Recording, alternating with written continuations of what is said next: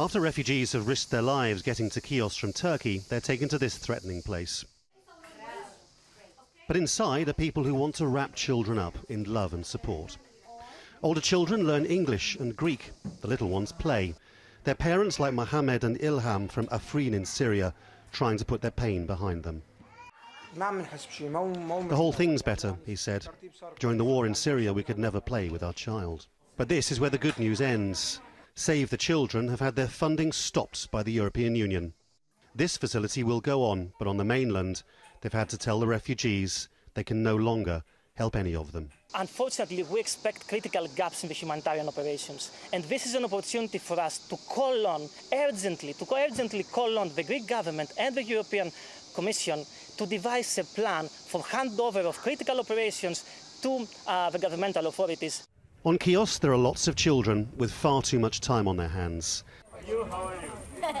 The local education ministry confirmed there is no Greek government policy in existence for educating children in the camps on the islands, despite the European Union giving Greece hundreds of millions of dollars to replace the work of the aid agencies.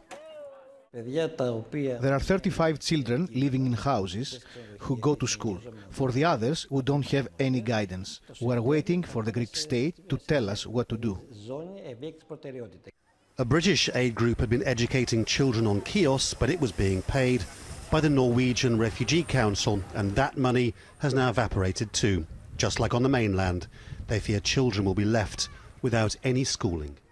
The solution actually should be coming from the government. The money was cut so the money could be redirected so the government could take over services. The government are not taking over educational services on the island. So it has forced us to go and raise that money so we can continue to plug this gap. To make matters worse, many refugee parents actively don't want to send their children to school on the islands. They fear it might lead to them getting trapped here when all they really want to do is move to the mainland. On every level, education is neglected. In a few places, like this school in Thessaloniki in northern Greece, refugee children go to school with Greek kids, but it's rare. By and large, childhoods are being spent without structure or learning. There is now money to fix this, but there is no plan. Laurence, Al Jazeera, Chios.